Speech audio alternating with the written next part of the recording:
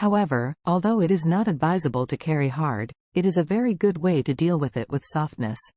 It is as if an airbag burst between the person and the steering wheel at the moment of the crash. The soft and elastic airbag can well protect the body, and at the same time can well remove the impact force. This is particularly critical. Nanako was able to judge the whole situation in the light of sparks, and immediately responded, using a soft palm to relieve her strength. This trick really made Aoshui admire her. This is the importance of experience and reaction speed. She also knows that Nanako is undoubtedly far better than herself in these 2 points. Charlie was also sighing in his heart for Nanako's perfect response. Sure enough, experience cannot be compensated by hard power. Aoshui is now like a driver with a supercar. Her car is extremely dynamic and fast.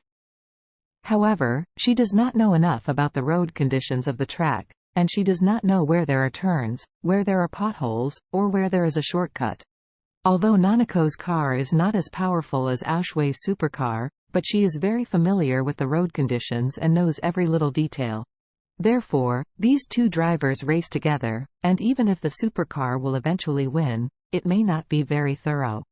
Although Nanako was successfully evading Aoshui's attack, she did not dare to underestimate the enemy.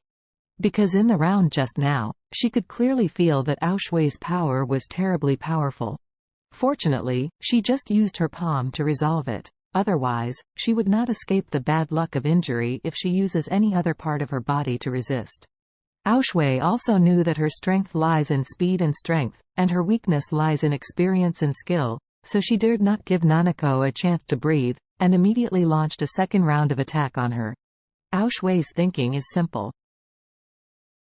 If the other party is very good at analyzing her own attacks, and then conducts targeted resolutions, then she will launch a wave of intensive attacks, making her brain unable to analyze it. Nanako saw Aoshui hit her 2 punches in succession, and just wanted to replay the old tricks, unloading her strength with the palm of her hand, but she didn't expect that after the 2 punches, Aoshui took turns to attack her with left and right legs. At this time, Nanako was a little bit overwhelmed. Every time she unloaded her strength with the palm of her hand, her strength began with the palm, her arms, and then to the body. She needed to work together to unload her strength. Otherwise, the thickness of her palm alone would not work. It was possible that Aoshui's strength was completely relieved. However, when Aoshui's offense became quicker and fierce, she couldn't help it.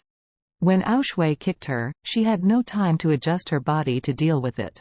After kicking her palm by 20%, her body had no time to retreat, so the remaining 80% strength was almost all concentrated on her arm. With a click, Nanako's right arm heard a crisp sound, followed by a sharp pain, making her forehead beaded with sweat.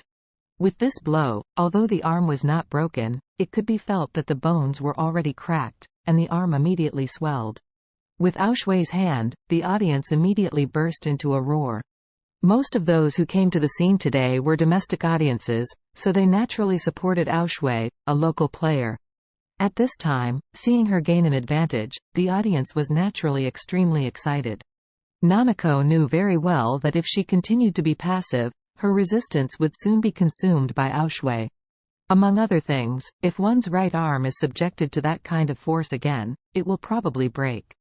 In that case, one can only use his left hand to resist the opponent. He will lose faster. Thinking of this, she decided to go all out and take the initiative. So, while Aoshui was about to attack her, she suddenly turned sideways and flashed over the right leg kicked by Aoshui. Immediately afterwards, she immediately waved her left fist and directly hit Aoshui's right leg, which was falling.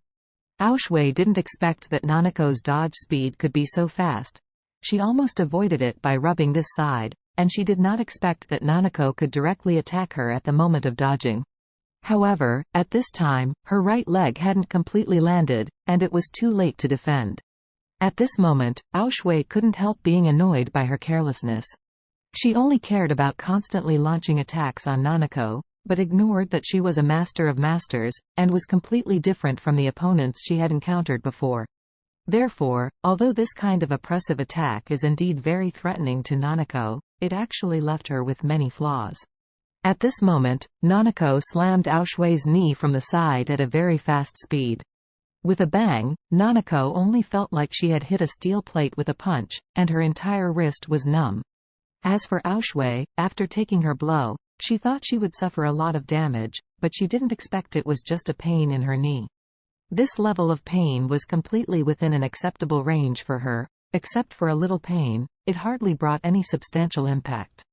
She couldn't help being surprised secretly in her heart. After Master helped me absorb the magical medicine, not only my strength has been greatly improved, but also my body's ability to resist attacks has also been greatly improved. I know the strength of Nanako. If I were the previous one, I would definitely suffer a serious injury to my knee, possibly a comminuted fracture. But now it seems that Nanako's punch is more like a fist from a 4 or 5-year-old child. There is no substantial lethality at all. Nanako was also shocked at this time.